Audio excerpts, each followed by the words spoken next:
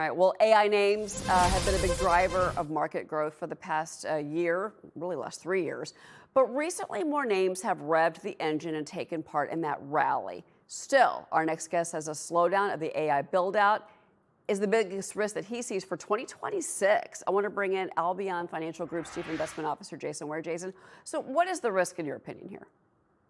Hi, good to be with you. Well, the risk obviously is that expectations are high for the CapEx and AI infrastructure build out to continue. And if that were to slow, and to be very clear, that's not our base case, but I do think it's arguably the biggest risk for markets because we've seen such a thrust from AI excitement, growth, imagination, and again, that real investment that's happening at the infrastructure layer push and boost markets, in particular the most important stocks in the market, the largest tech companies.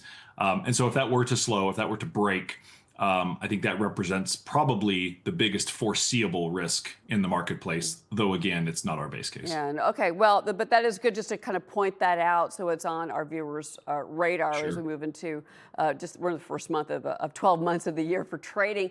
I want to bring you into this conversation about Kevin Hassett, because Kevin Hassett says that President Trump may be right to keep him in his current role. Still, we've got names like Kevin Warsh at the top of the list. If the goal is cutting rates, who's the best pick at this point if it's not Hassett? I mean, I'm a Rick Reader guy. So, well, like I'm a dark markets horse guy. pick there. Yeah, I mean, I don't think he's going to ultimately get the job, but I think he would be a great choice for Fed chair. But so look, I mean, the two Kevins were K-Fed, maybe we'll call it, were the two front runners. It sounds like Hassett might not get it now, which I think markets were good with Kevin Hassett having the position. He's, kind of a classical economist, but also is certainly sympathetic to lowering rates. Kevin Warsh, I have mixed feelings about. I think he's feels like in some ways his policy is up for sale, if you will, which I think markets don't love. But at the same time, I think he's a reasonably smart guy. So we'll see what happens. Ultimately, it's not my decision to make, and I think markets will. Well, one thing we do know is that whenever we have a new Fed chair, the market likes to test the new Fed chair. So I wouldn't be surprised to see volatility in the spring and early summer around whoever takes the job. Reporters like to do the same. So it's going to be a new era after the month of May. Right. Let's move into another sector I want to talk to you about, small caps. They've recently been on fire. There's been a rotation into small caps. How do investors play this part of the market? Yeah, it's a good observation and a great question and an important question because, like you said, for the first time in many years, it seems like small caps and even mid caps are starting to demonstrate some leadership qualities. And so for us at Albion, our job is not to go in and pick winners and losers in small cap. We do that in large cap growth. That's been our main area, our wheelhouse for a very long time, of 4 decades now.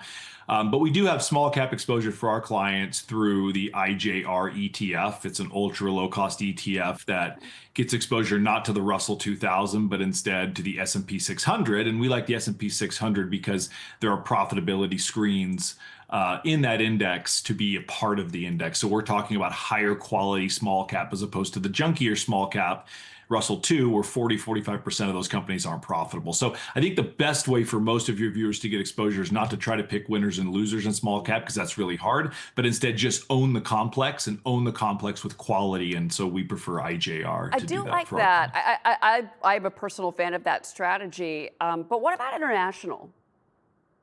Yeah, I mean, look, international's had a good 12 to 14 months as well. And it's kind of the same idea. Like we don't pick individual stocks in the international universe. Again, we're domestic focused, we're large cap focused. We actually have a growth tilt as well. But we do want to have some exposure in our clients' diversified equity portfolios to international. So how we've captured that or expressed that over many years now is just through a low cost Vanguard product, VEU. It gets you 2/3 of 70% of the fund is exposed to developed international markets, while 25-30% is emerging international markets. And again, it's very diversified and it gives you exposure to the theme as opposed to trying to pick winners and losers in those markets, which is just notoriously difficult. And so we just think having a diversified beachhead in the portfolio for international exposure, sized appropriately, makes sense for most people. Yeah, a lot of talk about where the opportunities might be in the new year. Yeah, All right. Well, Jason, thank you so much for all the picks. We appreciate it. of course. Thanks.